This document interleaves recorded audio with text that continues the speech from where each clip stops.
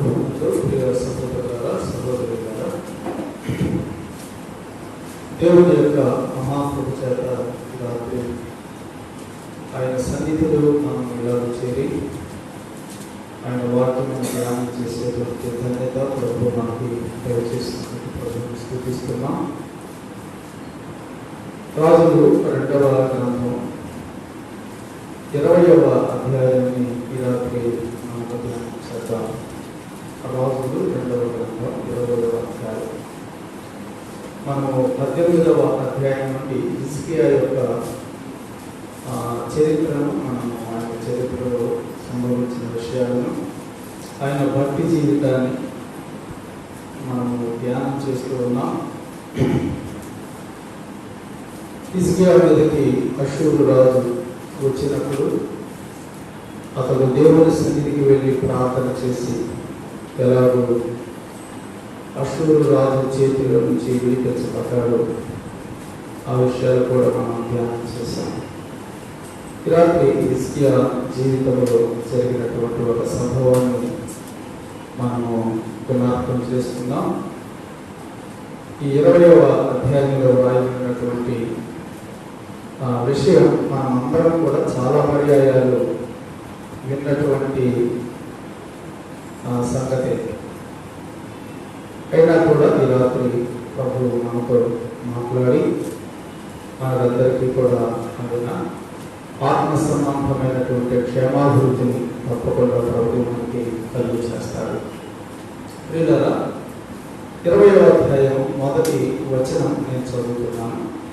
ఆ దినములలో హిజ్కియాకు మరణకరమైన రోగము కలుగగా ఆమోజు కుమారుడును ప్రవక్తయునైన యెషయా ఆయన యొద్దకు వచ్చి, నీవు మరణమవుతున్నావు, బ్రతకవు, కనుక నీవు నీ ఇల్లు చక్కబెట్టుకొనుము అని యెహోవా సెలవిచ్చుచున్నాడు అని చెప్పగా, హిజ్కియాకు మరణకరమైనటువంటి రోగము వచ్చినట్లుగా మన వాక్యంలో చదువుతున్నాం. దేవుని పిల్లలమైనటువంటి మనకి తప్పకుండా రోగాలు వస్తాయి. ఇది మనం భయపడవలసినటువంటి అవసరం ఏమీ లేదు, తెగులు పడవలసినటువంటి అవసరం ఏమీ లేదు. చాలామంది మీరు దేవుని నమ్ముకుంటే మీకు కూడా అలాగనే రోగాలు వస్తాయా అని ప్రశ్నించే వాళ్ళు కూడా ఉన్నారు. మీ దేవుడు మిమ్మల్ని స్వస్థపరచదా అని ప్రశ్నించే వాళ్ళు కూడా ఉన్నారు.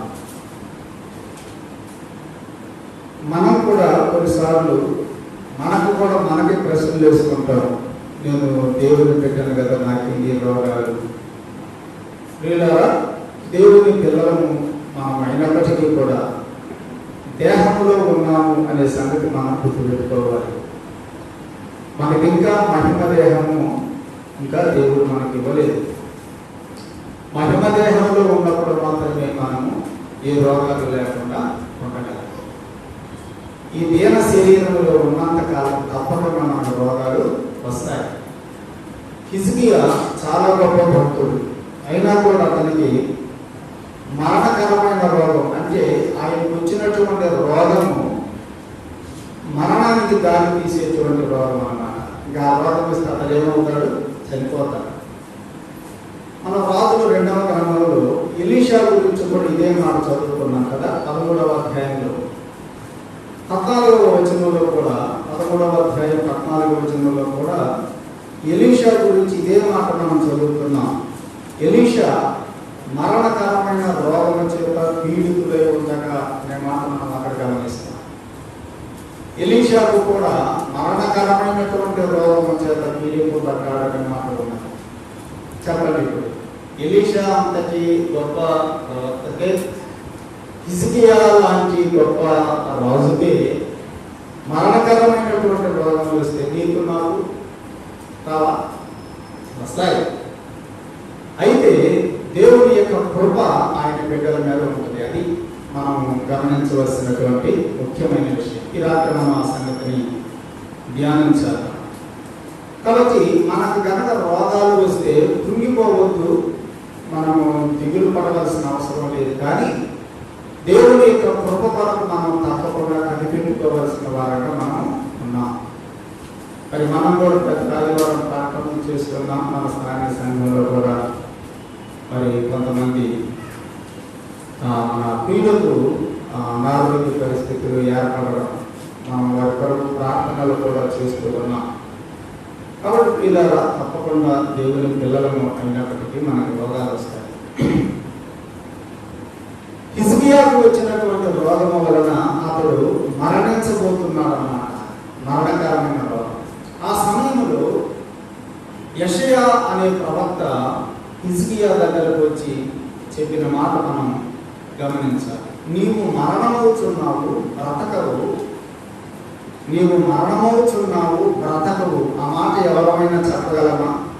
ఒకవేళ ఎవరైనా మనసులో ఉంటే ఆ వ్యక్తి దగ్గరికి మనం వెళ్ళి నువ్వు చచ్చిపోవడం, నువ్వు బ్రతకని చెప్పగలమా? మనం ఎవరో చెప్పలేము కదా. అసలు నిజంగా అతడు చనిపోయే పరిస్థితిలో ఉన్నా కూడా మనమే ఉంటాం, దేవుడిని కనికరిస్తాడని అంటాం. అబద్ధం కదా. అంటే వాళ్ళని మనం భయపెట్టకుండా ఉండటానికి పాత నిబంధనలో మనం బైబిల్ చదివేటప్పుడు భక్తులు నిర్మహమాటని, అంటే ఆ ప్రవక్తలకి దేవుడు అంత అధికారం ఇచ్చాడు అన్నమాట. నిర్మహమాటంగా వారిలో ఉన్న పాపాన్ని ఖండించడం, వారికి జ్ఞానోదయం లేకపోతే వారికి బుద్ధి వచ్చేటట్లుగా వారి లోపాన్ని చూపించడం మనము బైబిల్లో గమనిస్తాం. ప్రవక్తలు ఆ విధంగా చేశారు. వారు ఎవరు అన్న సంగతి ప్రక్కన పెడతారు. వాళ్ళు రాజా కదా, ఆయన ఒక గొప్ప వ్యక్తుల అవేం పట్టించుకోరు. నాతాను ప్రవక్త కూడా దావీదు దగ్గరికి వెళ్ళి చెప్పాడు కదా,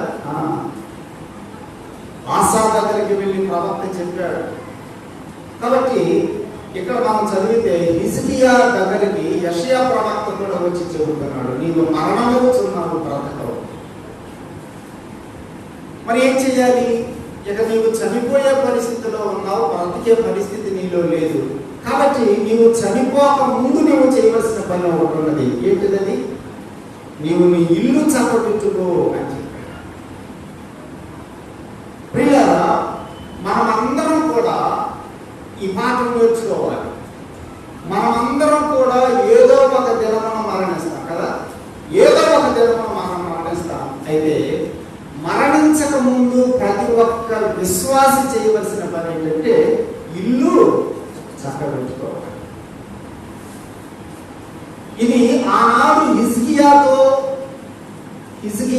దేవుడు యెషయా ద్వారా చెప్పిన మాటే కావచ్చు, కానీ అది కేవలం హిజ్కియాకు మాత్రమే కాదు చెప్పింది. ఈ రాత్రి నీకు కూడా దేవుడు చెబుతున్నాడు, నీవు కూడా ఏదో ఒక దినం మరణిస్తావు, నేను కూడా ఏదో ఒక దినం మరణిస్తా.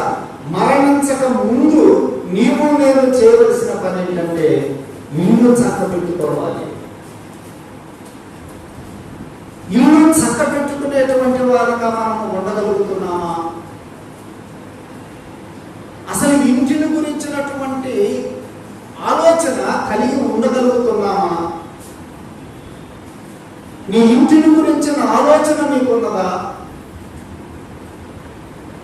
నాకు ఇల్లు లేదయ్యా, నా ఇంటిని గురించి ఇంకా ఇంతవరకు సొంత ఇల్లే లేదు, వాడి ఇంట్లో ఉంటున్నాను, ఎప్పుడు గడుపుతున్నాను, ఎప్పుడు ఇదా?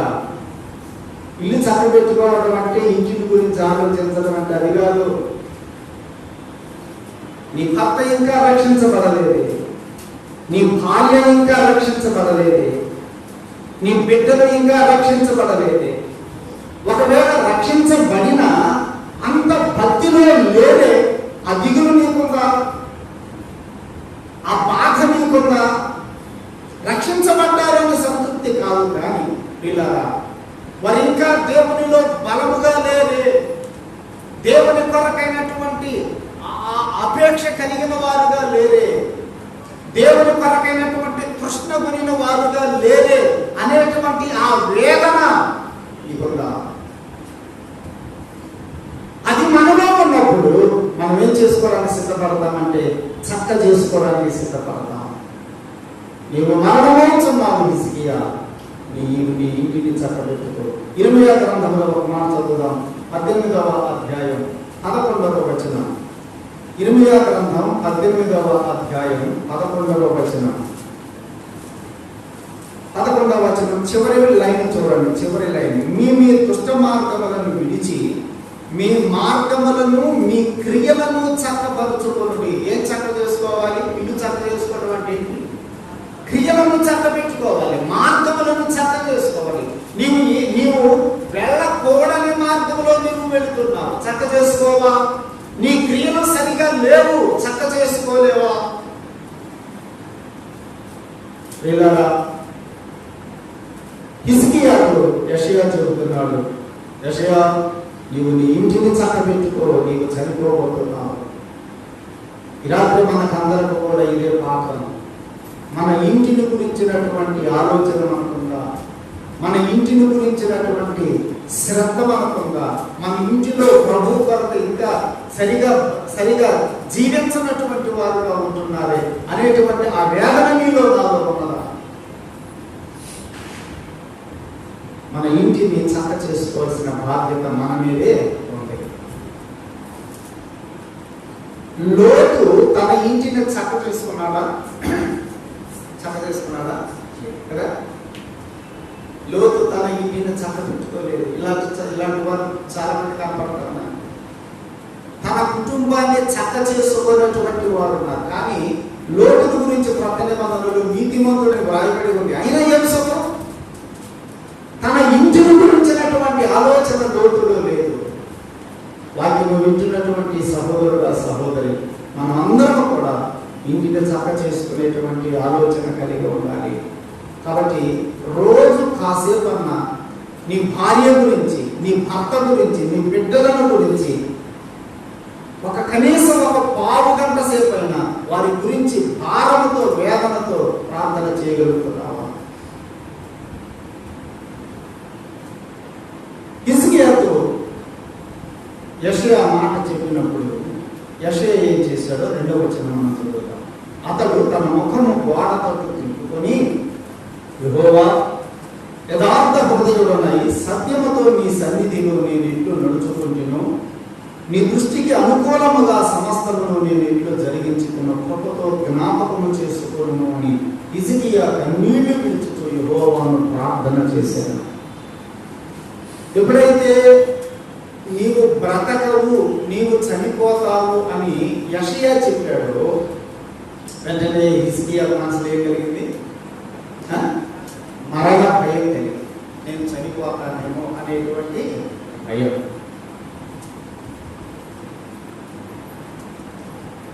దేవుడు యెషయా ద్వారా హిజ్కియాకు ఈ మాట చెప్పి పంపినప్పుడు యెషయా యవనస్తుడండి. హిజ్కియా యవనస్తుడు. అతడు 25 సంవత్సరాల వయసులో రాజు అయ్యాడు. ఎవరు? హిజ్కియా 25 సంవత్సరాల వయసులో రాజు అయ్యాడు. అతడు జీవించినంత కాలం, అతను పరిపాలన చేసిన కాలమేమో 29 సంవత్సరాలు. రాజు అయిన కాలం 25 సంవత్సరాలు, పరిపాలన చేసిన కాలం 19 సంవత్సరాలు అయినాయి. 25, 29, 54 సంవత్సరాలు. 54 సంవత్సరాలే అతడు జీవించింది. తర్వాత చనిపోయాడు. ఈ 29 సంవత్సరాలలో దేవుడు ఆయుష్ ప్రార్థన చేసిన తర్వాత మనకు తెలిసింది కదా ఎన్ని సంవత్సరాలు పెంచాడు. కాబట్టి ఈ 29 సంవత్సరాలు 15 సంవత్సరాలు కూడా ఉందగా. అతను పరిపాలన చేసిన కాలం అంతా 29 సంవత్సరాలు. అందులో దేవుడు ఇచ్చిన 15 సంవత్సరాలు కూడా అంటే 15 సంవత్సరాలు తీసేయండి. ఇంకెంత కాలం లెక్క అర్థమవుతుంది మీకు? 14 సంవత్సరాలు. 29లో 15 ఇంకా దేవుడు ఇవ్వలేదు అనుకున్నాం, ఆయుష్ ఇంకా ఇవ్వాల అంటే ఇవ్వనప్పుడు అప్పటికి ఎన్ని సంవత్సరాలు పరిపాలన చేశాడు? 14 సంవత్సరాలు పరిపాలన చేశాడు. 25వ సంవత్సరంలో రాజు అయ్యాడు. ఇప్పుడు 14 సంవత్సరాలు పరిపాలన చేశాడు. మొత్తం ఎన్ని? 39 సంవత్సరాలు. కాబట్టి అతనికి రోగం వచ్చినప్పుడు వయసు ఎంత? 39 సంవత్సరాల వయసులో. ఎంత చిన్న వయసు చూడాలి. ఆ చిన్న వయసులో అతనికి మరణకరమైన రోగం వచ్చి అతడు చనిపోతాడని వయసులోనే చావంటే ఎవరికైనా భయపడతా ఉండదు. అసలు ముసలోళ్ళకే భయపడుతున్నారు. అమ్మ నేను చచ్చిపోతాను, ఆసుపత్రి తీసుకెళ్ళండి, ఆసుపత్రి తీసుకెళ్ళండి కదా. ముసలోళ్ళే భయపడుతున్నారు చావంటే, కుర్రోళ్ళకి ఎందుకు ఉండదు భయం? హిజ్కియాకు కూడా మరణ భయం కలిగి వెంటనే కన్నీళ్లు విడిచి దేవుని సన్నిధిలో ప్రార్థన చేశారు. ఆయన చేసిన ప్రార్థనలో చివరిలో ఒక మాట పలికాడు, ఏంటంటే కృపతో జ్ఞాపకం చేసుకో. అంటే దేవుడికి జ్ఞాపకం చేస్తున్నాడు. ఏం జ్ఞాపకం చేస్తున్నాడు? నేను ఎలా జీవించానో, నా భక్తి జీవితం ఎటువంటిదో అర్థమవుతుందా? నేనెంత భక్తిగా జీవించానో, ఎంత యథార్థంగా జీవించానో, ఎంత భయభక్తులతో బ్రతికానో నీకు తెలుసు కదా. మరి ఇంత భక్తిగా జీవిస్తున్నటువంటి నాకు ఈ మరణకరమైన రోగం ఎందుకు పెట్టావు? అది ఆయన ప్రార్థనలో అర్థం. నీవు కృపతో జ్ఞాపకం చేసుకోదేవా, నేను ఎలాంటి వాడినో నీకు తెలుసు కదా, నా భక్తి ఏంటో నీకు తెలుసు కదా, నేను నీ సన్నిధిలో ఎలా నడిచానో నీకు తెలుసు కదా. ఒకసారి జ్ఞాపకం చేసుకో, నేను ఎటువంటి వాడను. అటువంటి నాకు ఈ మరణకరమైన రోగం పెట్టి నన్ను ఎందుకు మరణానికి అప్పగిస్తున్నావు? ఇందులో నేను ఏం జ్ఞాపకం చేయాలనుకుంటున్నానంటే, తన యథార్థమైనటువంటి భక్తిని ఎవరితో చెబుతున్నాడు? నేనెంత భక్తి కలిగిన వాడను, ఎంత నిర్దోషంగా, ఎంత సత్యంగా నేను జీవించాను నీకు తెలుసు కదా. ఈ మాట నీవు దేవుడితో చెప్పగలిగే ధైర్యం ఉందా మనకి? ఆలోచన చేయ ఒకసారి. దేవా, నేను ఇటువంటి వాడను, ఇటువంటి దాను నీకు తెలుసు కదయ్యా అని అన్నావు అనుకో, వెంటనే దేవుడు ఏమంటాడు? అబ్బా అంటగా ఇక మన చరిత్ర అంతా వేస్తాడు. ఆ మాట కనుక మనం పొరపాటున దేవుడితో అన్నామంటే హిజ్కియా అన్నట్టు ఇక మన చరిత్ర అంతా బయట పెడతాడు. నిన్న ఎటు చేస్తేవే, మొన్న అటు చేస్తేవే అంటే కదా. ఇక రోజులు క్యాలెండర్లో ప్రతి దినాన్ని తీసి మనకి దేవుడు చూపిస్తాడు. మనలో ఏమి లేదు, అంత ధైర్యంతో కూడిన భక్తి మనలో లేదు. సహోదరుడా, సహోదరి, దేవునితో నీవు నేను చెప్పగలమా? దేవా, నా ఆలోచనలు ఏంటో నీకు తెలుసు కదయ్యా, నాకు ఇటువంటి ఆలోచనలు వస్తున్నాయో నీకు తెలుసుగా. ఆ మాట చెప్పాలంటే మనకి ఏ ఆలోచనలు రాకూడదు. చెడు ఆలోచనలు రాని జీవితం నీలో ఉన్నప్పుడు నీవు దేవునితో ఆ మాట చెప్పగలవు. దేవుడు నా ప్రవర్తన ఎటువంటిదో నీకు తెలుసు కదా దేవా అని నీవు దేవునితో చెప్పాలంటే నీలో యథార్థమైన ప్రవర్తన, పరిశుద్ధమైన ప్రవర్తన నీలో ఉన్నప్పుడే ఆ మాట దేవునితో చెప్పగలవు. ఆ ధైర్యం అనుకుందా? దావీదు కూడా ఏమన్నాడో చూడండి. దేవునితో దావీదు కూడా ఏం చెప్పాడో కీర్తనల గ్రంథం 17వ కీర్తనలో, కీర్తనల గ్రంథం 17వ కీర్తనలో దావీదు కూడా చూడండి దేవునితో ఏమన్నాడు.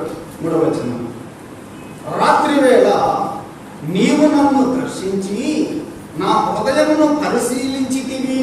ఎలా? నా హృదయాన్ని నీవు పరిశీలన చేసావుగా, నన్ను పరిశోధించితివి. దేవుడు దావీదుని ఏం చేశాడట?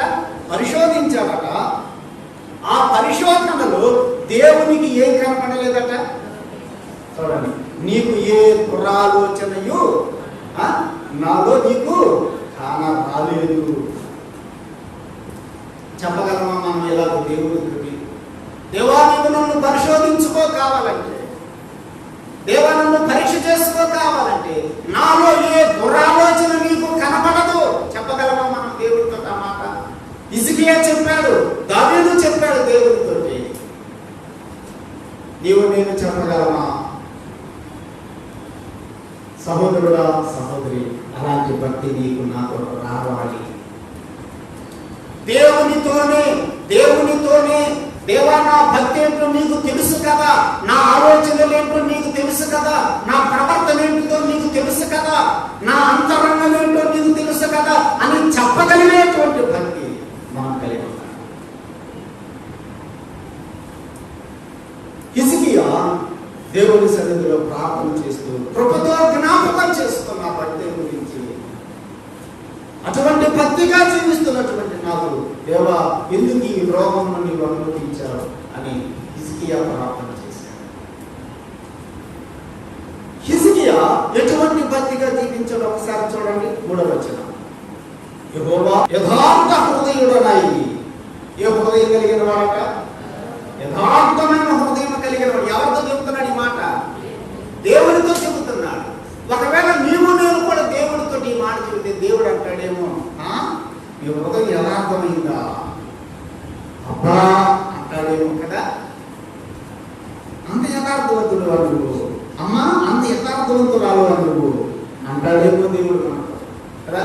కానీ హిజ్కియా అన్నాడు, యథార్థమైన హృదయుడనై నీ సన్నిధిలో నేను నడుచుకున్నాను కదా, నీవు జ్ఞాపకం చేసుకో, నా హృదయం ఎటువంటిదో జ్ఞాపకం చేసుకో. వాటిని వింటున్న సహోదరుడా సహోదరి, నీ హృదయం ఎటువంటిది ఒకసారి ఆలోచించు. యథార్థమైన హృదయమేనా నీది? యథార్థత అంటే ఏంటి? యథార్థత అంటే ఏంటి? ఎక్కడ ఎంత ఉన్నావో ఇప్పుడు ఇంటి దగ్గర కూడా అక్కడ ఉండటమే యథార్థత. ఇక్కడేమో ఎట్లా ఉంటాము, అక్కడ పోతే అక్కడ ఉంటాము. మోసం అంతా, మన వ్యక్తిగత మోసం, మన ప్రవర్తన అంతా మోసం. ఇది యథార్థత కాదు. యథార్థత అంటే 10 మందిలో నీవు ఎలా ఉంటున్నావో, ఒంటరిగా ఉన్నా కూడా నీవు అలాంటి జీవితం జీవించాలి. అది యథార్థత. యథార్థ హృదయుడనై నేను నీ సన్నిధిలో నడుచుకున్నాను కదా, నా హృదయంలో ఉన్న యథార్థత ఏంటో నీకు తెలియదా దేవా? సహోదరుడా సహోదరి, ఈ రాత్రి మనం కూడా నేర్చుకున్నాం. నీ హృదయం దేవుని ఎడల యథార్థంగా ఉండాలి. మోసం కాదు, మోసపూరితంగా ఉండదు. మనుషులను మోసం చేస్తాం, చాలాసార్లు మనుషులను మోసం చేస్తాం, సంఘ పెద్దలను మోసం చేస్తాం, సేవకులను మోసం చేస్తాం. ఈ రాత్రి ఆలోచన చేయాలి. దేవునికి ఆయన మనలో కూడా చూసేది ఏంటంటే మన హృదయంలో ఉండే యథార్థతను చూస్తాం. అసలు దేవుడు చూసేదే హృదయం కదా. సమూయేలుకు చెప్పాడు కదా, సమూయేలు మొదటి గ్రంథం 16వ అధ్యాయం కదా, ఏమన్నాడు? మనుషులు పై రూపమును చూస్తారు, నేనేం చూస్తాను? నేను హృదయమును లక్ష్య పెడతాను అన్నాడు. దేవుడు చూసేదల్లా హృదయం. నీ హృదయం యథార్థంగా ఉండలేదు దేవుడు చూస్తాడు. సామెతల గ్రంథంలో మనం చదువుతున్న 15వ అధ్యాయంలో యథార్థవంతుల ప్రార్థన ఆయనకు ఆనందకరమైన, యథార్థవంతుల ప్రార్థన ఆయనకు ఆనందం. ఎవరైతే యథార్థమైన హృదయం కలిగి ప్రార్థన చేస్తుంటారో దేవుడు సంతోషిస్తారట. అంటే యథార్థమైన హృదయం లేకుండా కూడా చేసేవాళ్ళు ఉన్నారు ప్రార్థన కదా. ఆలోచన చేసుకో ఈ రాత్రి, నీ హృదయం యథార్థమైనదేనా? దినవృత్తాంతముల 2వ గ్రంథంలో మనం చదువుతాం, యథార్థవంతులను బలపరుచుటకై, అసలు చెప్పాడు కదా, యథార్థవంతులను బలపరుచుటకై యెహోవా కను దృష్టి లోకమందంతటా సంచారం చేయుచున్నది. లోకమంతా చూస్తున్నాడట ఎవరిని బలపరచాలని? యథార్థమైన హృదయం కలిగినటువంటి వారిని బలపరచాలని దేవుని కను దృష్టి లోకమందంతటా సంచారం చేయించున్నది. యథార్థవంతులుగా జీవించాలి పిల్లలు. యథార్థమైన హృదయం కలిగి మనం జీవించాలి. దినవృత్తాంతంలో మొదటి గ్రంథంలో మాట చదువుతాం. దినవృత్తాంతంలో మొదటి గ్రంథం 29వ అధ్యాయంలో దావీదు దేవుని సన్నిధిలో కూర్చొని ప్రార్థన చేస్తూ 17వ వచనంలో ఏమన్నాడు చూడండి. నా దేవా, దినవృత్తాంతంలో మొదటి గ్రంథం 29వ అధ్యాయం 17వ వచనం, నా దేవా నీవు హృదయ పరిశోధన చేయొచ్చు, యథార్థవంతుల ఎదుచున్నావని నేను ఎరుగుదును. ఎవరంటే ఇష్టం? ఎవరంటే ఇష్టం? యథార్థ హృదయము యథార్థవంతుల యందు ఇష్టపడుతున్నావని నేను ఎరుగుదును. ఆయన హృదయాలను పరిశోధన చేసి ఎవరి హృదయం అయితే యథార్థమైనటువంటి హృదయమో వాడిని దేవుడు ఇష్టపడతాడు. కాబట్టి సహోదరుడా సహోదరి, నీ హృదయము దేవుని ఎడల నిజంగా యథార్థంగా ఉన్నదా ఆలోచన చేసుకో. హిజ్కియా దేవుని సన్నిధిలో ప్రార్థన చేస్తున్నాడు. యథార్థ హృదయుడనై సత్యముతో నీ సన్నిధిలో నేను ఎట్లు నడుచుకుంటున్నాను. ఎవరి దగ్గర నడుచుకున్నాడు? దేవుని సన్నిధిలో నడుచుకున్నాడు. ఎలా నడుచుకున్నాడు? సత్యముతో. ఆయన జీవితంలో అసత్యము లేదు, ఆయన జీవితంలో అబద్ధము లేదు, ఆయన జీవితంలో మోసం లేదు. సత్యముతో యథార్థతతో నడుచుకున్నవాడు హిజ్కియా. మన జీవితంలో సత్యము ఉండాలి.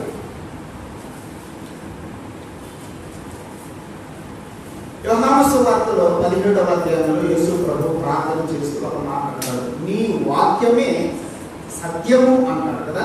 సత్యమందు వారిని ప్రతిష్ఠ చేయము, సత్యమందు వారిని ప్రతిష్ఠ చేయము, నీ వాక్యమే సత్యము అంటాడు. కాబట్టి సత్యము అంటే ఏంటి చెప్పండి? దేవుని వాక్యమే. యేసు ప్రభువే సత్యం, నేనే మార్గము సత్యమును జీవమునై ఉన్నాను అన్నాడు యోహాను సువార్త 14వ అధ్యాయం.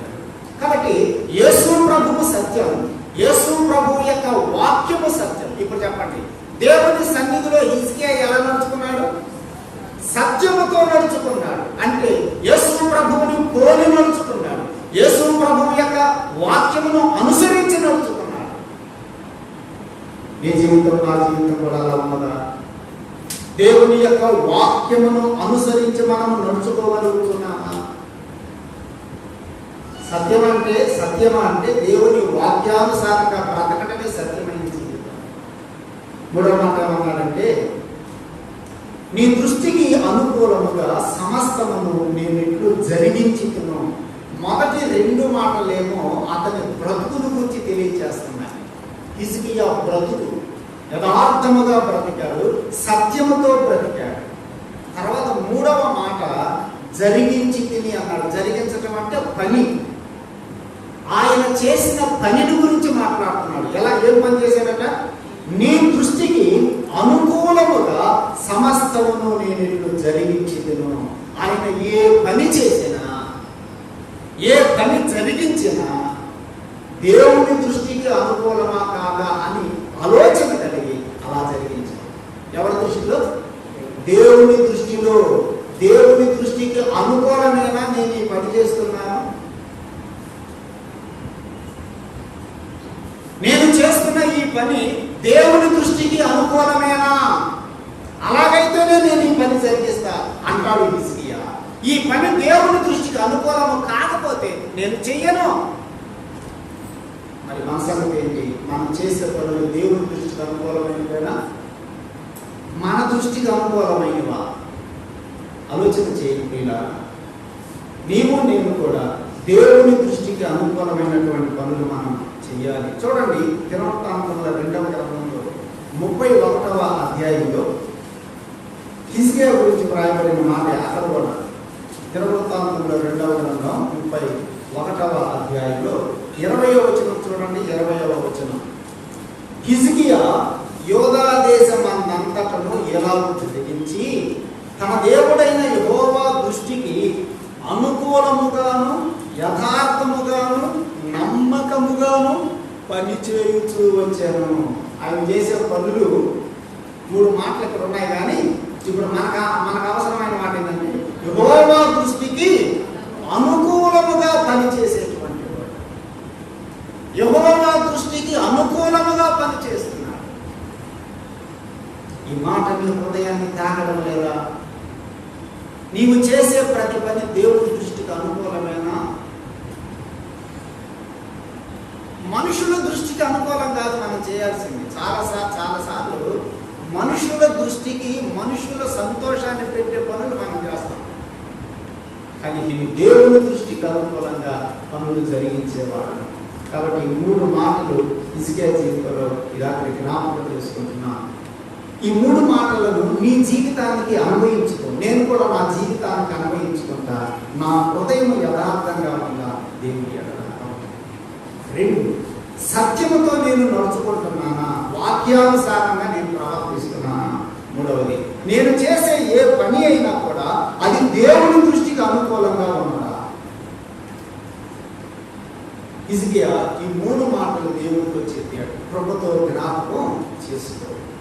అయ్యా, నేను ఇలాంటి వాడను కదా, యథార్థంగా ఉన్నాను కదా, సత్యమును అనుసరించాను కదా, నేను ఏ పని చేసినా నీ దృష్టికి అనుకూలంగా చేశాను కదా. ఒక్కసారి జ్ఞాపకం చేసుకో. నాకెందుకు ఈ మరణకరమైనటువంటి రోగాన్ని నీవు అనుమతించావు? కన్నీళ్లు విడిచుతూ యెహోవాను ప్రార్థన చేశాను. కన్నీళ్లు విడిచాడు. ఎవరు? మనకు కూడా కన్నీళ్ళు ఎప్పుడు వస్తాయంటే చచ్చిపోతామని తెలిస్తే మనకు కూడా చెప్పండి కన్నీళ్ళు వస్తాయి. ఇంకప్పుడే మనకు వచ్చేది కన్నీళ్ళు. డాక్టర్ చెప్పాడు అనుకోండి, మనం లాభం లేదు అని అన్నాడు అనుకోండి, మనకేం వస్తుంది? కన్నీళ్ళు వస్తాయి. ఇక మిగిలిన సమయాల్లో మన కన్నీళ్ళు రా. మన ఇంట్లో వాళ్ళు నమ్ముకోపోయినటువంటి కన్నీళ్ళు ఎవరు వస్తాయా? మనకు అప్పుడు కన్నీళ్ళు రావు. మన ఇంట్లో వాళ్ళు సరిగ్గా భక్తిగా జీవించకపోయినా మన కన్నీళ్ళు వస్తాయా? కన్నీళ్ళు రావు. యేసుప్రభు ఏమన్నాడు? యెరూషలేములో ఉన్నటువంటి ఆ స్త్రీలందరూ కూడా యేసుప్రభు సిలువ మోసుకొని పోతుంటే అందరూ కన్నీళ్లు కార్చి ఏడుస్తున్నారు. యేసుప్రభు ఏమన్నాడు? ఎందుకమ్మా మీరు నా కోసం కన్నీళ్లు కార్చున్నారు? నా కొరకు కాదు మీరు కన్నీళ్లు కార్చవలసింది, మీ కొరకు మీ బిడ్డల కొరకు కన్నీళ్లు కార్చండి. ఎప్పుడన్నా కార్చావా? రోగం వచ్చింది, నేను చచ్చిపోతాను అనుకుంటే కన్నీళ్ళు వస్తాయి, ఎవరికైనా వస్తాయి కదా. కానీ నా ఇంటిలో వారు ప్రభువును విశ్వసించలేదు, నా ఇంటిలో వారు ప్రభువులో సరిగా లేరు అన్నప్పుడు నీకు కన్నీళ్ళు వస్తున్నాయా? యేసు ప్రభు అప్పుడు కన్నీళ్ళు కాచున్నాడు. ఎప్పుడు కన్నీళ్ళు కాచమన్నాడు? మీ కొరకు మీ బిడ్డల కొరకు కన్నీళ్లు కాచు. విలాప వాక్యముల గ్రంథంలో కూడా ఇర్మియాకు రాసిన మాట మనం చదువుతున్నాం. విలాప వాక్యముల గ్రంథంలో రేయి మొదటి జామున కదా, రేయి మొదటి జామున ఏం చేయాలి? 18వ వచనం, 2వ అధ్యాయం 18వ వచనం.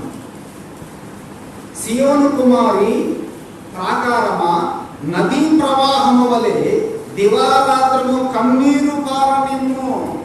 నీ కళ్ళల్లో నుంచి కన్నీరు రావాలి. దేనికోసం? దేని కొరకు కన్నీరు?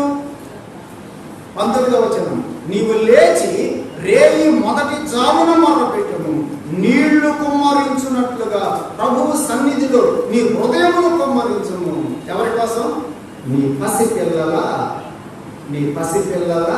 ప్రాణము కొరకు, నీ పసిపిల్లల ప్రాణము కొరకు,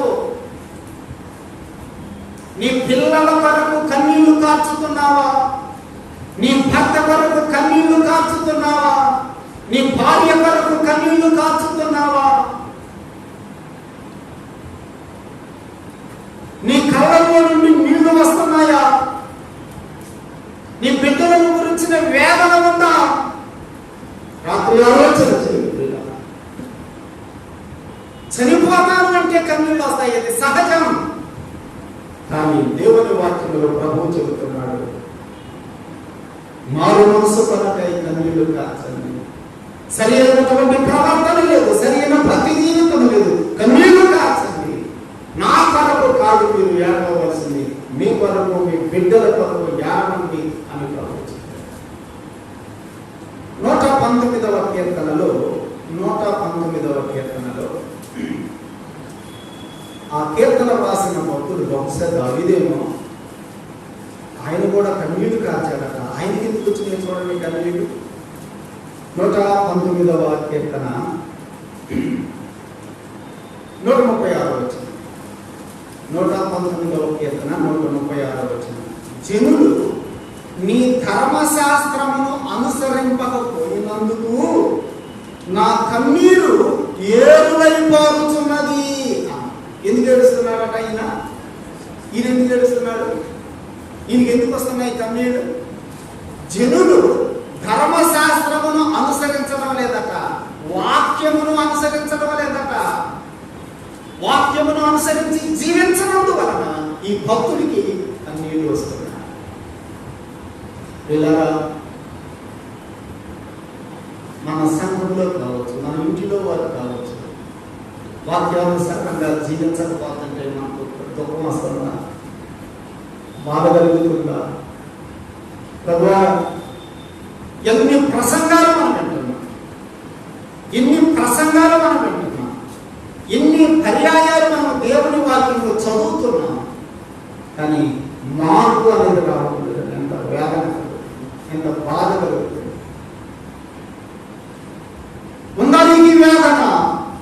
ఈ బాధ జనులు నీ ధర్మశాస్త్రమును అనుసరించకపోయినందుకు నా కన్నీరు ఏరులైపోతున్నాయి అన్నాడు. ఈ వేదన మాట రావాలి. నిజంగా సంఘములో ప్రసంగాలు మనకు వాడుకగా వినేస్తున్నాం, అలవాటుగా వినేస్తున్నాం. కానీ ఎవరు కూడా ప్రవర్తనను బ్రతుకును సరి చేసుకుని ఎంత వేదన కలుగుతుందో ఆలోచించి ఈ కన్నీరు మనకు రావాలంటే రక్షణ లేని వారి కొరకు కన్నీరు కాచాలి కదా యేసు ప్రభు చెప్పాడు. రెండవదిగా వాక్యానుసారమైన జీవితము లేని వారి కొరకు మనం ఏం చేయాలి? కన్నీరు కాచాలి. 20వ అధ్యాయం అపోస్తలుల కార్యముల గ్రంథం 20వ అధ్యాయంలో అపోస్తలుడైన పౌలు కూడా కన్నీళ్లు కార్చాడు. ఆయన ఎందుకు కార్చాడో చూడండి. అపోస్తలుల కార్యముల గ్రంథం 20వ అధ్యాయం. అపోస్తలుల కార్యముల గ్రంథం 20వ అధ్యాయం 31వ వచనం. నేను 3 సంవత్సరములు రాత్రింబగళ్ళు కన్నీళ్లు విడిచుచు ప్రతి మనుషునికి మానకుండా బుద్ధి చెప్పి తిని. బుద్ధి చెప్పడానికి ముందు ఏం చేసేవాడు? కన్నీళ్లు కార్చేవాడు. 3 సంవత్సరములు రాత్రింబగళ్ళు 3 సంవత్సరములు రాత్రింబగళ్ళు కన్నీళ్లు విడుచుచు ప్రతి మనుషునికి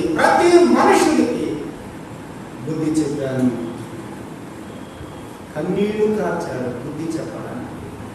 సోదరుడా సోదరుడు, ఈ అనుభవం నేను కూడా కలిగి ఉండాలి. ఈ అనుభవం మనం కలిగి ఉండాలి. ప్రియుడా, హిజ్కియా కన్నీళ్లు కార్చాడు. ఎందుకు? తన కోసం కార్చాడు కన్నీళ్ళు కదా. నేను ఎక్కడ చచ్చిపోతానని తన కోసం కన్నీళ్లు కార్చుకున్నాడు. కానీ మనం బైబిల్లో చదువుతున్నాం, 119వ కీర్తన రాసిన భక్తుడు తన కోసం కాదు కన్నీళ్లు కార్చింది. ఎవరి కోసం? విశ్వాసుల కోసం, తన తోటి విశ్వాసుల కోసం. వారు వాక్యానుసారంగా జీవించకపోతుంటే కన్నీళ్లు కార్చాడు. ఇంటిలో రక్షణ లేని వారి కొరకు కన్నీళ్లు కార్చాలి. సంఘములో కూడా చాలా మంది కుటుంబాలలో మారు మనసు లేని వారు కనపడుతున్నారు. వాళ్ళ కొరకు మనం కన్నీళ్లు కార్చాలి. వాళ్ళ కొరకు మనం వేదనతో ప్రభు సన్నిధిలో ప్రార్థన చేయాలి. ఉందా ఈ వేదన? ఉంటే ఇంటి దగ్గర కూర్చో. ఎక్కడికి వస్తావు? ఈ వేదన లేని వారేనండి, నేను విమర్శిస్తున్నానని దయచేసి అనుకోవద్దు. రావాలి మనకు వేదన, ఈ భారం మనకు రావాలి. హిజ్కియా కన్నీళ్లు కార్చి దేవుని సన్నిధిలో ప్రార్థన చేశాడు. ప్రియులారా, నీవు నేను కూడా వేదనతో ప్రార్థన చేయాలి, కన్నీళ్లు కార్చి ప్రార్థన చేయాలి. అయ్యో ప్రభువా, మా సంఘంలో ఎన్ని ప్రసంగాలు వింటున్నా, ఎన్ని బోధలు వింటున్నా, మార్పు లేదు. ప్రవర్తనలో మార్పు లేదు. ఇంకా చూడకూడనివి చూస్తూనే ఉన్నారు, అనకూడని మాటలు అంటూనే ఉన్నారు. వాక్యాన్ని బట్టి వాక్యం, ప్రవర్తనలో మార్పు లేదు. ప్రభువా, మార్పు చెయ్యి. ఉజ్జీవము రావాలి సంఘములో ఉజ్జీవము రావాలి. నెలకొక్కసారి ఆరాధనకు వచ్చే వారి గురించి నువ్వు ఏడుస్తున్నావా? ప్రభు సన్నిధిలో ఆలోచన చేయి. నెలకొక్కసారి వస్తారంట ఆరాధనకి, మిగిలిన 3 వారాలు రావు. అలాంటి వాళ్ళు మన కంటిలో కనపడినప్పుడు వారి గురించి ప్రభు సన్నిధిలో వేదనతో ప్రార్థన చేయాలి. సంఘములో ఉజ్జీవము రావాలి. ఆ ఉజ్జీవము రావాలి అంటే కన్నీళ్లు కార్చి ప్రార్థన చేయాలి. 126వ కీర్తన చూడండి. 126వ కీర్తనలో 5వ వచనం చదువుకుందాం. 126వ కీర్తన 5వ వచనంలో కన్నీళ్లు కార్చుతూ విత్తనాలు విత్తాలట. విత్తనం అంటే దేవుని వాక్యం. చూడండి, 126వ కీర్తన 5వ వచనం. కన్నీళ్లు విడిచుచు విత్తువారు సంతోష గానముతో పంటను కోసేదడు. విత్తనాలు విత్తాలి అంటే ముందేం చేయాలి? విత్తనాలు విత్తాలి అంటే ముందేం చేయాలి? కన్నీళ్లు కాచాలి. విత్తనం అంటే దేవుని వాక్యం. ఇక్కడ నిలబడి దేవుని వాక్యం చెప్పాలి అంటే ముందు ఇంటి దగ్గర ఏం చేయాలి? కన్నీటితో ప్రార్థన చేయాలి. బిల్లీ గ్రహం గారి పుస్తకం నేను చదివాను. ఆయన జీవిత చరిత్ర నేను చదివాను. ప్రసంగం చేయాలంటే గంట సేపు ప్రసంగం చేయాలంటే 2 గంటల సేపు ప్రార్థన చేసేవారు. ప్రసంగం చేసేది గంట, ప్రార్థన చేసేది 2 గంటలు. ఆ మాట నేను చదివినప్పుడు ఆ మాట అంతనే నేను వేల మంది పైన పరిచర్యలో రక్షించబడ్డాను. కన్నీళ్లు విడవాలి, ప్రార్థన చేయాలి. పిడికెడు విత్తనములు చేత పట్టుకొని ఏడ్చుచూ పోవు విత్తువాడు సంతోషగానం చేయొచ్చు తమలు మోసుకొని వచ్చాను. కాబట్టి ఈ సహోదరుడు సహోదరి ఈ మాట 126వ కీర్తనలో రాయబడిన మాట నా మటుకు నాకు వర్తిస్తుంది. దేవుని వాక్యం ఇక్కడ నిలబడి నేను చెప్తానంటే ముందు నేనేం చేయాలి చెప్పండి? పిడికెడు విత్తనాలు చేత పట్టుకొని నేను ఇక్కడికి వచ్చి విత్తాలి అంటే ముందు నేనేం చేయాలి? దేవుని సన్నిధిలో ప్రార్థన చేయాలి. వేదనతో ప్రార్థన చేయాలి.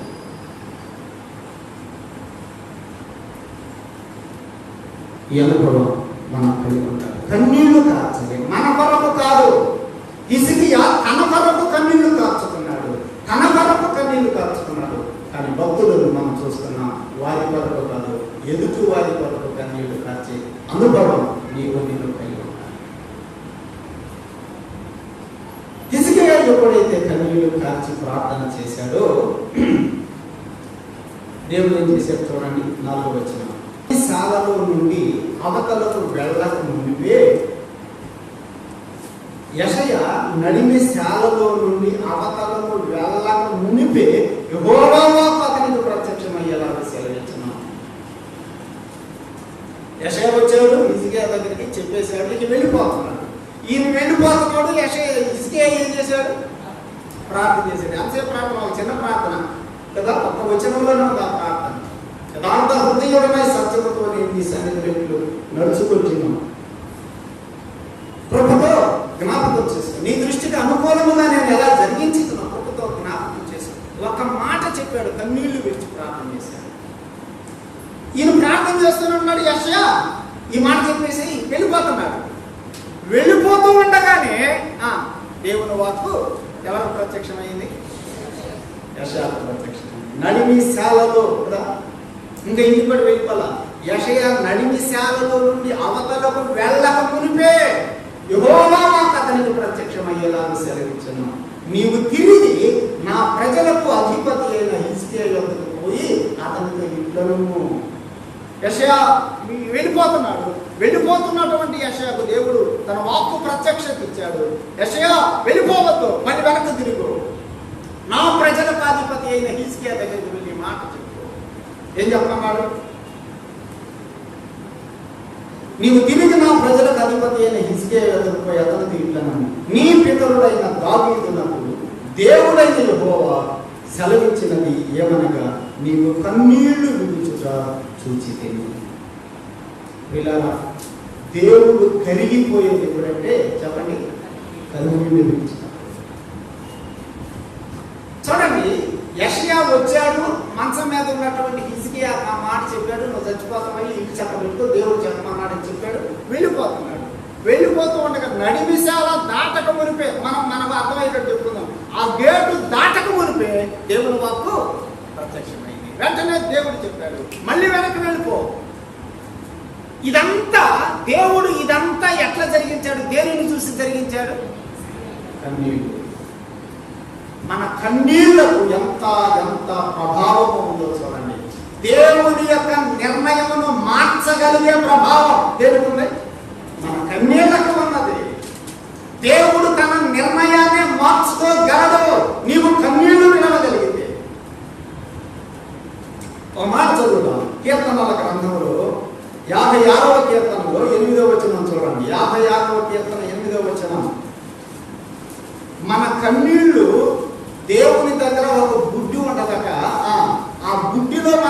కన్నీళ్లు ఉంటాయట. చూడండి 56వ కీర్తన 8వ వచనం, నా సంచారములను నీవు లెక్కించి ఉన్నావు, నా కన్నీళ్లు నీ బుడ్డిలో ఉంచబడి ఉన్నవి, అవి నీ కవిలలో కనపడును కదా. ఆయన దగ్గర బుడ్డి ఉంటుందట, ఆ బుడ్డిలో ఏముంటాయట? మన కన్నీళ్లు ఉంటాయట.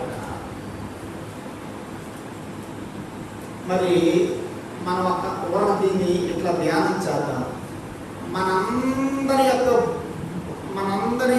మనందరికి దేవుడు ఆయన దగ్గర ఏం పెట్టుకున్నాడు? నా కోసం ఒక బుద్ధి పెట్టుకున్నాడు. అట్లా ఊరక ధ్యానించాడు.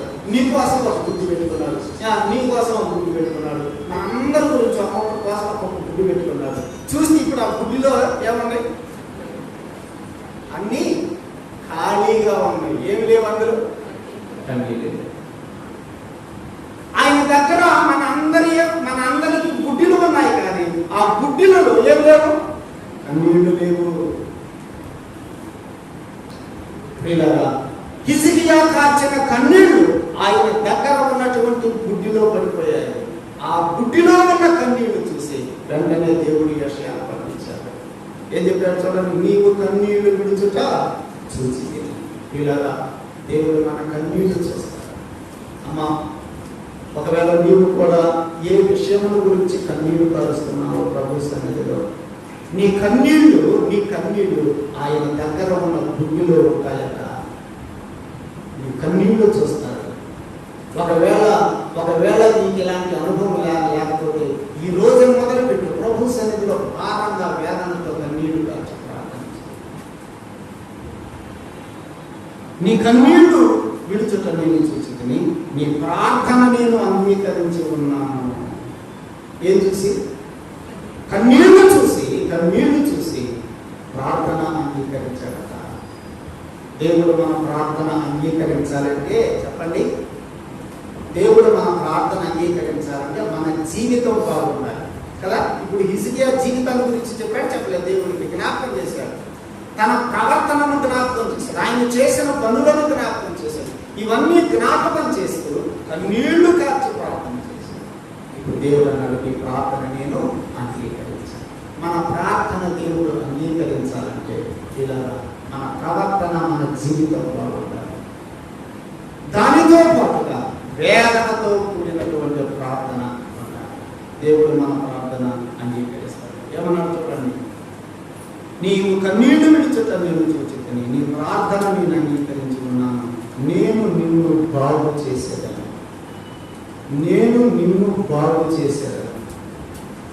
ఎవరు బాగు చేసేది? ఎవరు? రాసిన డాక్టర్.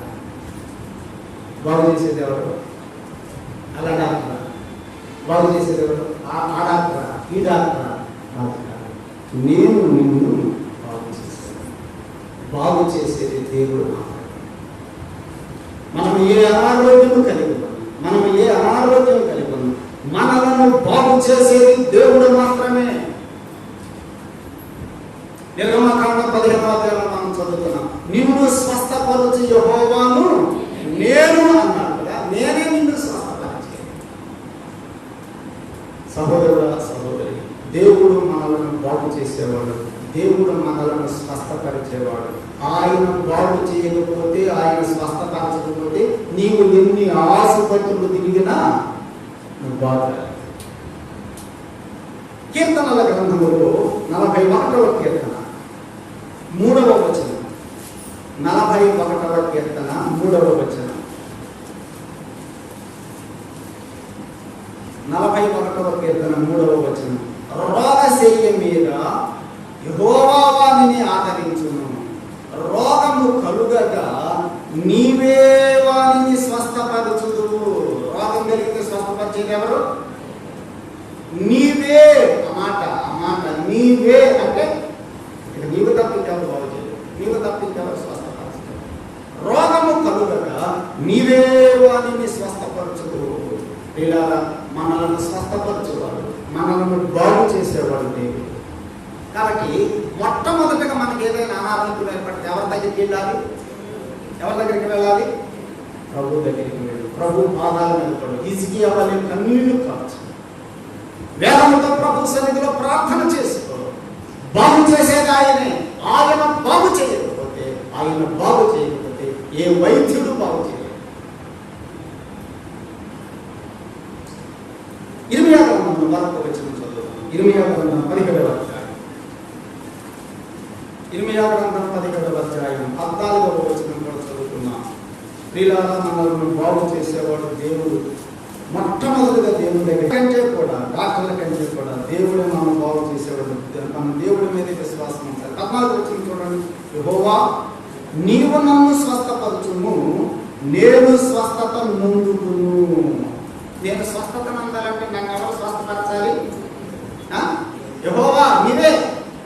యెహోవా, నీవు నన్ను స్వస్థపరచుము, నేను స్వస్థత నొందుదును.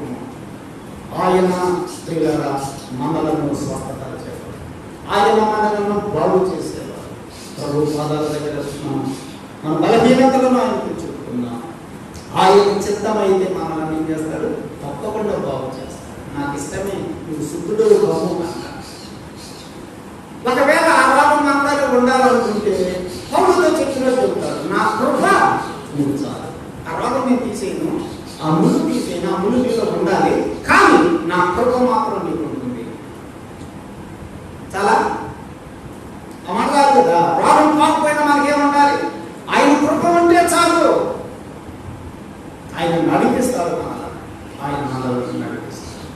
వీళ్ళగా దేవుని సన్నిధిలో మనం ప్రార్థన చేద్దాం. బాగు చేసేవాడు ఆయన. ఏమన్నా చూడండి, హిజ్కియాతో యెషయా ద్వారా దేవుడు చెప్పుకున్న మాట, నీవు కన్నీళ్లు విడిచుటకు నేను చూచాను, నీ ప్రార్థన నేను అంగీకరించాను, నేను నిన్ను బాగు చేస్తా. 3వ దినమున నీవు యెహోవా మందిరమునకు ఎక్కిపోవుదువు. ఎప్పుడు? 3వ రోజు ఎక్కడికి వెళ్తావు? 3వ రోజు ఎక్కడికి వెళ్తావు? చాలా మంది బాగవుతారు కానీ మందిరానికి రారు కదా. బాగవుతారు కానీ ఎక్కడికి రారు? ఊర్లన్నీ తిరుగుతారు, మళ్ళీ మందిరానికి మాత్రం రారు. పెళ్ళిళ్ళకు పోతారు, శుభకార్యాలకు పోతారు, చుట్టాలకు పోతారు. వాళ్ళ ప్రార్థన రావట్లేదండి. ఎక్కడయ్యా నాకు అన్ని నొప్పులయ్యా. మరి తిరిగేటప్పుడు రాదు నొప్పులు. ఆ ఊరు ఈ ఊరు తిరిగేటప్పుడు నొప్పులు రాదు. మందిరానికి వచ్చేటప్పుడు రోగాలు గుర్తొస్తాయా? నా కోసం ప్రార్థన చేయండి. బాగుంటారు, బాధ్యత మళ్ళీ మందిరానికి రాదు. ఈ రాత్రి వాక్యం వింటున్న సహోదరుడా, సహోదరి,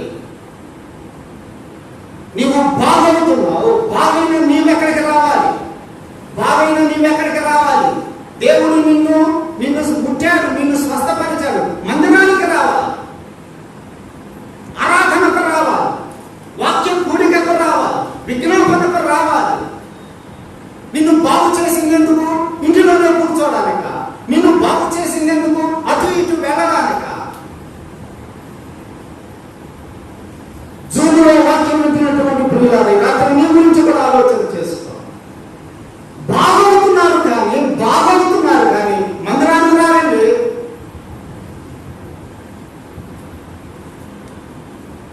హిజ్కియాకు దేవుడు చెప్పాడు, నేను నిన్ను బాగు చేస్తాను. నువ్వు ఎక్కడికి వస్తావు? 3వ రోజుకి మందిరానికి వస్తావు. స్వస్థత ఇచ్చిన ఒకటి గుర్తుపెట్టుకోండి, దేవా నన్ను బాగు చేయి, నేను ఎక్కడికి వస్తాను? మందిరానికి వస్తాను. ప్రతి కూడికకు వస్తాను. అయ్యా నన్ను బాగు చేయ్యా. బాగు చేయండి దేవుడు తెలుసు. ఈ గను బాగైంది, ఈ గను బాగైంది. పెళ్ళిళ్ళకు పోయింది బాగా కదా, పెళ్ళిళ్ళకు పోతుంది, ఆ ఇళ్ళకి ఈ ఇళ్ళకు పోతుంది, కానీ మందిరానికి వచ్చడానికి మాత్రం రాదు. మనకు దేవుడు స్వస్థత ఇచ్చేది ఎందుకంటే ఆయన సన్నిధికి నడిచి రావడానికి. ఆలోచన చేయండి. చాలా కాలం సంగతి. అప్పుడు సాగర్ స్కూల్లో మనం కూడుకునేవాళ్ళం. 4వ లైన్లో ఒక సహోదరుడు బాగులేదు, ఎప్పుడు బాగున్నాడు. సరే అని చెప్పి ప్రార్థన చేయమని చెప్తా ఉంటాడు, ప్రార్థన చేస్తా ఉంటాడు. మందిరానికి పోతాడు, బాగుతాడు కానీ మందిరం చెప్తాడు. మళ్ళీ ఆయన ఎక్కడ పోతాడు తెలుసా? నేను ఎందాక చెప్పానే, ఎవరికైనా వాళ్ళ బంధువులు పెళ్ళిళ్ళు అయితే పెళ్ళిళ్ళకి పోతాడు, ఆ ఊరికి వెళ్తాడు, ఈ ఊరికి వెళ్తాడు, కానీ ఎక్కడికి రాడు. ఒకరోజు నేను వెళ్ళి చెప్పాను, నువ్వు ఆ ఊరు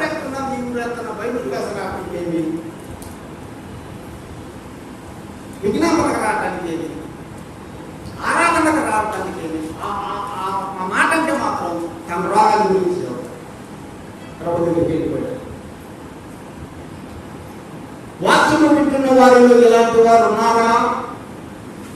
నీవు బాగుపడితే దేవుని మందిరానికి రా. హిజ్కియాతో దేవుడు చెప్పింది అదే.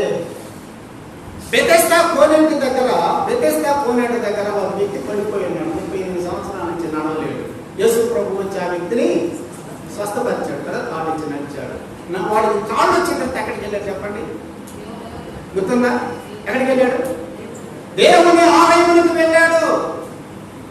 దానికి మీరు యోహాను సువార్త 5వ అధ్యాయం చదువుకున్న అతని గురించి యేసు ప్రభు ఆ వ్యక్తిని ఎక్కడ చూశాడు? దేవుని ఆలయంలో చూశాడు, దేవుని మందిరంలో చూశాడు. అదండి బాగుపడితే మందిరానికి రావాలి. అపొస్తలుల కార్యముల గ్రంథం 3వ అధ్యాయంలో పుట్టుకతోటే కుంటివాడైన మనుషుడు ఎక్కడున్నాడు కదా, మెట్ల దగ్గర పడిపోయి ఉన్నాడు. పేతురు యోహాను వచ్చి అతన్ని ఏం చేశారు? స్వస్థపరిచారు. స్వస్థపరిచిన తర్వాత, స్వస్థపడిన తర్వాత ఆ వ్యక్తి ఎక్కడికి పోయాడు? దేవాలయంలోనికి వెళ్ళారు. 10 మంది కుష్ఠరోగులు యేసు ప్రభు దగ్గరికి వచ్చి మమ్మల్ని బాగు చేయమని అడిగారు. మీరు వెళ్ళి మీ దేహాన్ని కనపరుచుకోండి యాజకుడికి అన్నారు. వాళ్ళు 10 మంది కూడా స్వస్థత పొందారు. యేసు ప్రభు దగ్గరికి ఎంతమంది వచ్చారు? మీరు 9 మంది ఏరి మిగిలిన అందరూ ఏరండి. బైబిల్ క్లాస్ ఏరి మిగిలిన అందరూ ఆరాధనకి ఏరి, విజ్ఞాపనకి ఏరి అడుగుతాడు ప్రభు. నేను స్వస్థత ఇస్తున్నాను కదా, మీరందరూ కలిసి ప్రార్థన చేస్తాంటే ఈయన సంపేదేమో అపేదేమో లిస్టు చదువుతాడు. వాళ్ళు పోలి దేవుడు ప్రార్థన చేయండి. ప్రార్థన చేస్తున్నారు, మేము బాగు చేస్తాండి. వాళ్ళు వస్తున్నారు మందిరానికి మాత్రం హిజ్కియాతో దేవుడు చెప్పాడు, నేను నిన్ను బాగు చేసేదాను. 3వ దినమున నువ్వు ఎక్కడికి వస్తావు? మందిరంలోకి వస్తావు. ఇలా మనం బాగైన తర్వాత దేవుని మందిరానికి రావాలి. చూడండి ఇంకా చెప్పాడు 6వ వచనం, ఇంకా 15 సంవత్సరముల ఆయుష్ను నీకు ఇచ్చేదను. ఆయుష్ ఇచ్చేదెవరు? దేవుడే. ఎన్ని సంవత్సరాలు ఇచ్చాడు ఆయుష్? 15 సంవత్సరాల ఆయుష్ ఇచ్చేసాడు. ఈ రాత్రి వరకు మనం ఆయుష్ కలిగి ఉన్నామంటే కారణం ఎవరు చెప్పండి? నాకు యెహెజ్కేలు గ్రంథంలో వాళ్ళు ఎప్పుడు గుర్తు చేసుకుంటాను. నేను ప్రార్థన చేసుకునేటప్పుడు కూడా పదం వాడుకుంటాను. నీవు బ్రతుకును. దేవుడు ఏమంటున్నాడు? మాట చదువు. యెహెజ్కేలు గ్రంథం 16వ అధ్యాయం 6వ వచనం. 16వ అధ్యాయం 6వ వచనం. యెహెజ్కేలు గ్రంథం 6వ వచనం చూడండి. 16వ, నీ యొద్దకు వచ్చి రక్తములో పొర్లుచున్న నిన్ను చూచి నేను మాట్లాడుతున్నప్పుడు నా జీవితాన్ని నేను జ్ఞాపకం చేసుకుంటా. పాపపు బ్రతుకులో ఉన్నటువంటి నన్ను నా ప్రభు ఈ మాట నాతో చెప్పాడు. రక్తములో పొర్లుచున్న నిన్ను చూసి, నీ రక్తములో పొర్లి ఉన్నటువంటి నీవు బ్రతుకును అని నీతో చెప్పి ఏం చెప్పాడు ఆయన? బ్రతుకు. ఆ మాట చెప్పాడు కాబట్టి మనం ఏమవుతున్నాం చెప్పండి? బ్రతుకుతున్నా. రక్తములో పొర్లుచున్న నిన్ను చూసి నేను నీతో ఒక మాట చెప్పా, బ్రతుకు అన్నాడు. బ్రతికాను. సోదరుడా సోదరి, మనం ఆయుష్ పొందుతున్నామంటే దేవుని నోటిలో నుండి వచ్చే మాట చొప్పునని దేవునికి స్తోత్రం చెల్లిస్తున్నాను. ఆయుష్ ఇచ్చేది ఎవరు చెప్పండి? దేవుడు. నేను నీకు 15 సంవత్సరములు ఆయుష్ ఇచ్చేదను, మరియు నా నిమిత్తమును నా సేవకుడైన దావీదు నిమిత్తమును ఈ పట్టణమును నేను కాపాడుచు నిన్ను ఈ పట్టణమును అశూరు రాజు చేతిలో పడకుండా నేను విడిపిస్తా. ఇక 2 మాటలు, కాపాడుతా, విడిపిస్తా. మన దేవుడు మనలను కాపాడు. ఇశ్రాయేలును కాపాడు. కునుగాడు. మనమేమో హాయిగా నిద్రపోతా ఉంటాం. మన దేవుడు ఏం చేస్తాడు? ఆయన నిద్రపోకుండా మనల్ని ఏం చేస్తూ ఉంటాడు? కాపాడుతూ ఉంటాడు. ద్వితీయోపదేశ కాండం 32:10. ద్వితీయోపదేశ కాండం 32:10. దేవుడు మనల్ని ఎలా కాపాడుతున్నాడో చూడండి.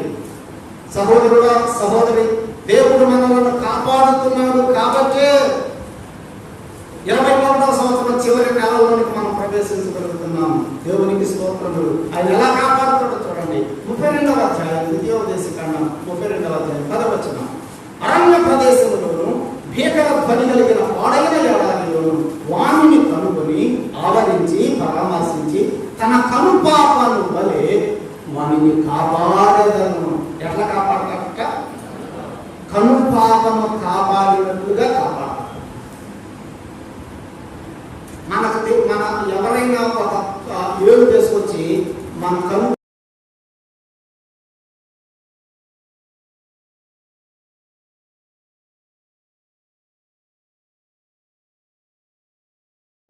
యెరూషలేము అన్నమాట. యెరూషలేమును నేను కాపు చేయించున్నాను. ప్రతి నిమిషం ఈ మాట గుర్తుపెట్టుకోండి. ప్రతి నిమిషం నేను దానికి నీరు కట్టుచున్నాను. ఎవడను దాని మీదకి రాకుండానట్లుగా దివారాత్రము దానిని కాపాడుచున్నాను. ఎవడను దాని మీదకి రాకుండా ప్రతి నిమిషము దానికి నీళ్లు కట్టచ్చు. నేను దివారాత్రము దానిని కాపాడుచున్నాను. ఈ మాటలు చదువుతూ పిల్లరా ఎంత ఆనందం, ఎంత సంతోషం. మనల్ని కాపాడుతున్నవాడు మన ప్రియుడు. సహోదరుడా, సహోదరి, దేవుని యొక్క కాపుదల ఎంత గొప్పగా ఆలోచించి ఆయన తన బిడ్డలను కాపాడతాడు. ప్రతి నిమిషం కాపాడతాడు. దివారాత్రము కాపాడతాడు. మనము నిద్రించుచూ ఉండగా ఆయన కొనకుండా నిద్రపోకుండా మనల్ని కాపాడతాడు. ఆయన కాపుదల ఎంత గొప్పదో ఆలోచించి. మేము ఇల్లు కట్టేటప్పుడు మా బైబిల్ బ్యాగ్లో ఆ బ్యాగ్లో బైబిల్ పెడతాను. ఆ రోజు మెటీరియల్ కోసం అంటే దాదాపు 25,000 రూపాయలు ఆ బ్యాగులో పెట్టుకొని బైబిల్ బ్యాగ్లో పెట్టుకొని బజార్కి పోయి తీసుకొని వచ్చేసాను. ఇంటికి వచ్చేసాను. 25,000 ఉన్నాయి బ్యాగులో. డిక్కీ మూత సీట్ తీసేసి ఆ బ్యాగ్ తీసి మళ్ళీ సీట్ వేసేసి దాని మీద ఆ బ్యాగ్ అక్కడ పెట్టేసేసి ముందు ఆ బాక్స్లో నుంచి కొన్ని వస్తువులు తీసుకొని ఆ వస్తువులు తీసుకొని అలాగే పైకి అర్థమైందని చెప్పింది. బ్యాగ్లోనేమో 25,000 రూపాయల డబ్బులు ఉన్నాయి, బైకులు ఉన్నాయి, అన్నీ ఉన్నాయి. ఆ సీట్ కవర్లో నుంచి తీసి ఆ డిక్కీలో నుంచి తీసి పైన పెట్టేసి ముందు బాక్స్లో నుంచి వస్తువులు తీసుకొని అలాగే పైకి వెళ్ళిపోయా. రాత్రిపూట సంగతి నేను చెప్పేది. పైకి వెళ్ళిపోయాలి. ఇక తలుపులు వేసుకున్నాం, తాళాలు వేసుకొని కొనుక్కొని వెళ్తాం. నా బ్యాగ్ ఎక్కడ ఉంది? బండి మీద ఉంది. బండి లోపల ఎంత ఉన్నాయి? 25,000 రూపాయల డబ్బులు ఉన్నాయి. ఇక నేను తెల్లవారుదాము నిద్ర వేసి బైబిల్ చదువుకుందామని బ్యాగ్ కోసం ఉంటుంది. బ్యాగ్ కనపడదు. అని నా బ్యాగ్ ఏమైంది, బైబిల్ ఏమైంది అనుకుంటా చూస్తాను. నేను రెండు స్థలాలు కట్టాను. అక్కడ చూస్తే కనపడలేదు. ఆలోచన చేశాను, బ్యాగ్ ఏమైంది. అప్పుడు గుర్తొచ్చింది. మళ్ళీ వెంటనే తాళం తీసుకొని తెలుగు వచ్చి చూస్తే ఆ సీటు మీదే, బండి సీటు మీదే నా బ్యాగ్ ఉంది. బ్యాగ్ లోపల చూస్తే 25,000 రూపాయల డబ్బులు. ఎవరు కాపాడారు? ప్రతి నిమిషం నేను దానికి నీరు కట్టుచున్నాను. దివారాత్రము ఎవడు రాకుండా నా బండి దగ్గరకు ఎవడో రాకుండా. ఎవరు కాపాడారు? ఎవడో రాకుండా నేను దానిని దివారాత్రము కాపాడుచున్నాను. ఒకసారి బండికే తాళం పెట్టేసాను. పైకి కొడుకున్నాను, నిద్రపోయాను. తెల్లారి స్కూల్కి వెళ్దామని చెప్పి 8:30 బండి కోసం తాళం వెతుకుతుంటే ఎక్కడ కనపడదు తాళం. ఎక్కడుందో తర్వాత కింద చూస్తే బండికే తాళం ఉంది. చెప్పండి, తాళాలు వేసిన బండ్లే పోతున్నాయి, కానీ తాళమే దానికి పెట్టిన బండి అలాగే ఉంది. ఎవరు కాపాడారు? ఎవడూ రాకుండా కదా, ఎవడూ రాకుండా దివారాత్రము నేను దానిని నాకు మాత్రము. బాగు చేసేదెవరు? ఆయుష్ ఇచ్చేదెవరు? కాపాడేదెవరు? విడిపించేదెవరు? సోదరుడా, సోదరు, హిజ్కియా లాంటి భక్తి జీవితం నీవు నేను కలిగి ఉంటాను. యథార్థమైన సత్యమును అనుసరించే జీవితం. మనం ఏది చేసినా ఆయన దృష్టికి అనుకూలమైనది మనం చేస్తే దేవుడు తప్పకుండా మన కన్నీళ్లు చూసి, మన వేదన చూసి, మన బాధ చూసి ప్రభు కలిగిపోతాడు. తప్పకుండా ఆయన మనల్ని బాగు చేస్తాడు, మనల్ని కాపాడతాడు, మనల్ని విడిపిస్తాడు. అయితే నేను ఒకటి జ్ఞాపకం చేసుకోండి, జీవితం బాగుండాలి, ప్రవర్తన బాగుండాలి, బ్రతుకు బాగుండాలి. అది లేకపోతే దేవుడు మన కన్నీళ్ళని మొట్టమొదటిగా జీవితం బాగుండాలి, ప్రార్థించాలి. పరిశుద్ధుడైన మా ప్రియ తండ్రి, ఈ రాత్రి మీ వాక్యము నేను ధ్యానం చేశాను, మీకు స్తోత్రాలు చెల్లిస్తున్నాను. హిజ్కియా జీవితంలో మాకు జ్ఞాపకం చేస్తున్నారు ప్రభువా, మీ వందనాలయ్యా, స్తోత్రములు ప్రభువా. మా ప్రియ తండ్రి, హిజ్కియాకు మరణకరమైన రోగం వచ్చినప్పుడు అతను కన్నీళ్లు విడిచి మీ సన్నిధిలో ప్రార్థన చేశారు. తన భక్తి జీవితం ఎటువంటిదో మీకు జ్ఞాపకం చేస్తూ ప్రార్థన చేశారు. ఆయన కన్నీళ్లు చూసి ఆయన ప్రార్థన అంగీకరించారు, ఆయనను బాగు చేశారు, 15 సంవత్సరములు ఆయుష్ ఇచ్చారు, ఆయనను కాపాడారు, ఆయనను విడిపించారు. రాత్రి ఈ మాటలని మేము ధ్యానం చేశాము. అయ్యా, ఈ రాత్రి మేము కూడా నీ పాద సన్నిధికి వచ్చి హిజ్కియా లాంటి భక్తి జీవితం కోసం ప్రార్థన చేస్తున్నాం. మా జీవితం యథార్థంగా ఉండాలి ప్రభు.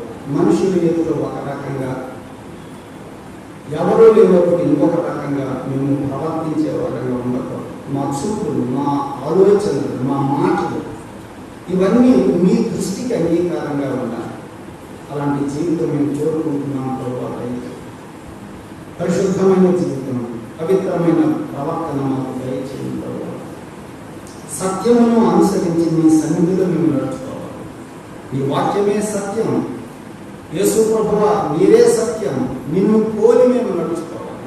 నీ వాక్యమునకు సమమైన జీవితం మేము జీవించాలి. దేవా, మాకు ఆ జీవితం దయచేయమని అడుగుతున్నాం. అడగండి ఇస్తానన్నావు కదా ప్రభువా, అలాంటి జీవితం అడుగుతున్నాం, మాకు అనుగ్రహించయ్యా. మేము ఏది చేసినా మీ దృష్టికి అనుకూలమైనవే చేసేది కృప మాకు దయచేయండి. మనుషుల కోసం మేము ఏది చేయకూడదు. మేము ఏది చేసినా మీ దృష్టికి అనుకూలంగా జరిగించే జీవితాలు మాకు దయచేయమని ప్రార్థన చేస్తున్నాం. కన్నీళ్లు విడిచేటువంటి అనుభవం మాకు దయచేయకూడదు. భక్తులు ఎందువరకు కన్నీళ్లు కార్చారు నీ లేఖనాలు మేము జ్ఞాపకం చేసుకున్నాం. నశించిపోతున్న ఆత్మల కోసం, ధర్మశాస్త్రమును అనుసరించకుండా జీవించుతున్న వారి కోసం ఓ ప్రభువా, కన్నీళ్లు విడిచారు. ప్రతి మనుషునికి కూడా బుద్ధి చెప్పాడు పౌరుడు. రాత్రి భాగంలో కన్నీళ్లు విడిచి వారికి బుద్ధి చెప్పాడు. ఈ అనుభవం మాకు కూడా దయచేయమని ప్రార్థన చేస్తున్నాం.